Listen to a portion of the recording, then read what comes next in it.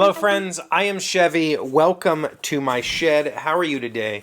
How's life in your world? How's things where you are? I hope everything is good and great and wonderful. Everything here is fantastic. I've had a whole lot of anxiety recently, and I've been really worried about money. I've been really worried about life. I've been really worried about my children. I've been really worried about my relationship with M. I've been really worried about a lot of things, and it's all come to a head within the past few months. I think I talked a little while ago about having these weird feelings of overwhelmed or just lost. It's good. Just want you to know that. It's all good. Today I wanted to talk to you about the Amazon Kindle Paperwhite that I received recently. I mentioned a few weeks back that I was interested in getting a Kindle, and I wasn't sure whether I should get the regular Kindle or the Paperwhite, and lots of people said just get the Paperwhite, it's worth it. And so I put it on my Amazon wish list and kind of forgot about it because I don't have $120 to spend on a digital device. And M bought it for me. So I got a shipping notice, and we opened it on camera. M bought me the Kindle Paperwhite. It's a refurbished, so this is a factory refreshed Kindle Paperwhite 10th generation, which I believe is the current generation. So everything we talk about is about this particular Kindle. This is the second Kindle I've owned. I mentioned during that video that I had a first-gen Kindle. I don't think that's true. I went back and looked at when the Kindles came out, and based on the date when I received my Kindle, it was probably more of a third or fourth generation Kindle. But I had a Kindle for years, and I used it a lot, and I read a lot of books. And the whole reason that I decided I wanted a Kindle was because some new Dresden Files books came out, and I had all of the original Dresden File books on my old Kindle, which is a completely separate Amazon account. I've since set up a completely different Amazon account, so I was really kind of conflicted, like, do I even want the thing? So I've had it for a few weeks now, and I've got to play with it quite a bit. The funny thing is, M got it for me, and I was still reading the Mistborn books that we talked about yesterday, and I had the paperbacks, so I wanted to finish reading on that before I got to this. I've always been a one thing at a time person, so like, when it comes to reading, I only read one book at a time. I'm not one of those people that has like, I'm reading 3 books and I'm juggling which one I'm more interested in that moment. I've always been like, I read a book to completion and then I start another one. Same thing with video games. I play one video game until I'm done with it, and then I play something else. I don't even have like, if I'm playing, say right now I'm playing Baldur's Gate on my Switch, that's it. Like no other video game is loaded on my Switch. I don't load up and run a run of Isaac real quick or anything like that. So same thing with books, which is kind of almost sort of defeats the purpose of this thing, because this thing can hold thousands of books or whatever they say. I'll never use that. This is the 8 gig version. I think there is a larger 16 or maybe even 32 gig version of the Kindle Paperwhite. I don't know that I would ever need more than 8 gigs because I don't listen to audiobooks, and even if I did, I wouldn't do it on this device. It's a weird device to listen on. It's big. It's hard. Like, I have a phone and a Kindle app, so or an Audible app. So if I wanted to listen to an audiobook, it would be on this thing in my pocket with earbuds, right? So this will only ever be used for books, and which means I can put all kinds of books on it. But that's not what this is about. This is about what do I think about the actual device. I can tell you that the image that is displayed on this device is better.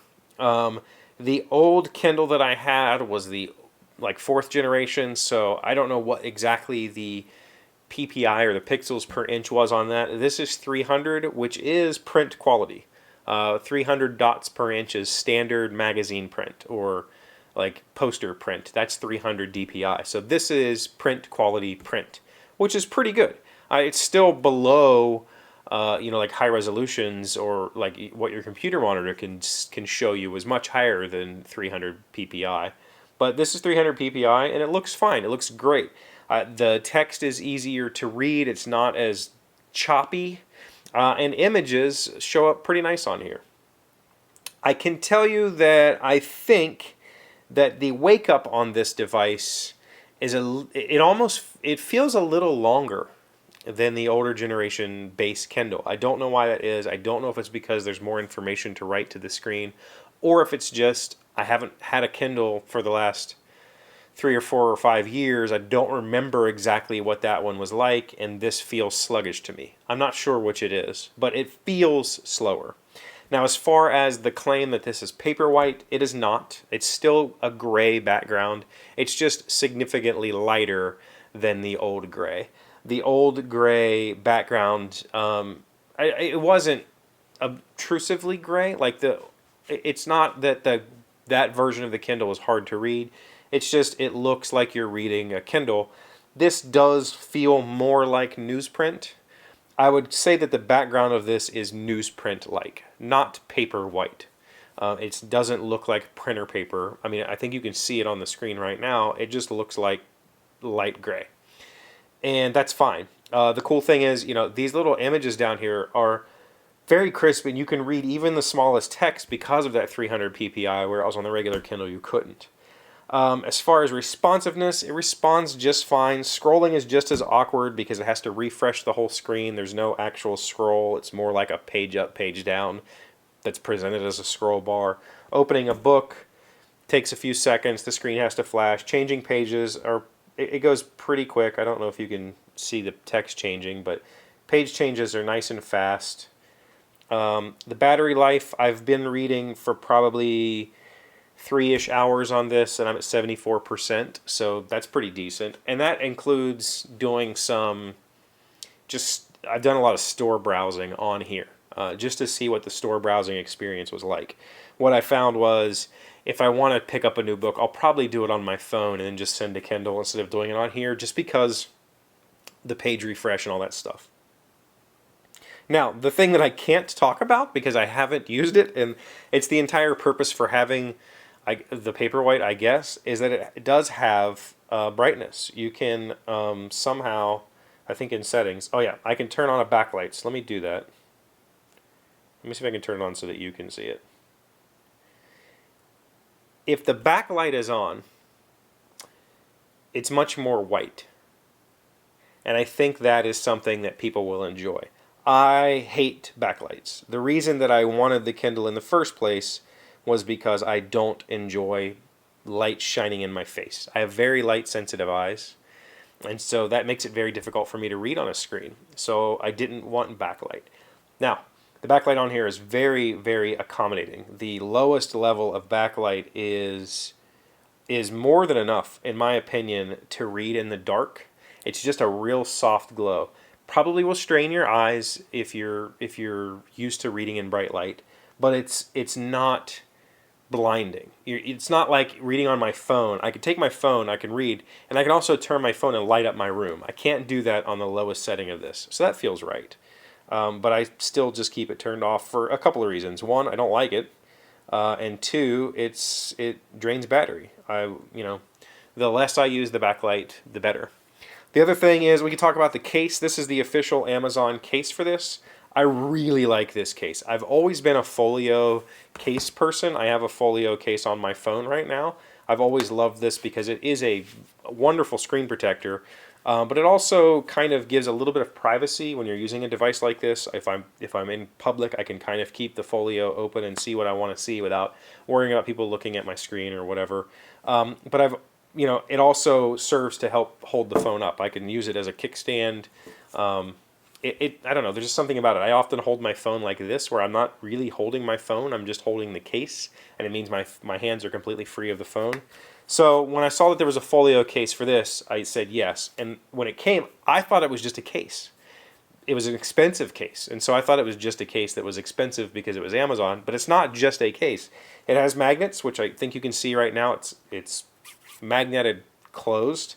It wakes the Kindle up when you open it. Now, it doesn't do anything other than just make it so that you can swipe to unlock. If you don't know, e-paper doesn't use batteries when you're not actively doing anything. So I don't think it turns the screen off because there is no real off for e-paper. It's just whatever the last thing was. So when you open it, it wakes the Kindle up. It gives you the little swipey thingy. The cool part, though, the thing that I didn't know was going to be part of this is it also has magnets on the back. So it holds itself open if you open it that far. I love that. My phone cases have never had that feature. And it's just really nice because then it's not flopping around and it doesn't feel awkward. I don't know how to explain that other than if you've used a folio case before. It's a very good experience. So I shouldn't have thrown it like that. I think it's an excellent device and I'm really looking forward to reading. Currently I'm reading The Poppy War after trying to read Nevernight. I don't think I'm ever going to go back and read Nevernight. Maybe we can talk about that tomorrow if anybody wants to hear about it. But so far, I think that if you are a reader, even if you're a casual reader, put this, put this in your bag, put it in your pocket. This will fit in my back pocket, probably because I'm a giant. But carry it with you, and you'll probably find yourself reading more. And I think that's ultimately a good thing, and that's ultimately the reason why I wanted the Kindle. So I think it's going to work out. That's what I have for you today. If you have any questions, please put them in the comments below. Thank you for being here as always. Thank you for liking and commenting, subscribing, being amazing friends and wonderful people. I really appreciate you. And I will see you again tomorrow. Today's word you should know to sound smart is comport. It is a verb meaning to conduct oneself, to behave in a particular way. Roger always embarrasses us because he seems to think his family name frees him to comport himself foolishly. Comport. C-O-M-P-O-R-T.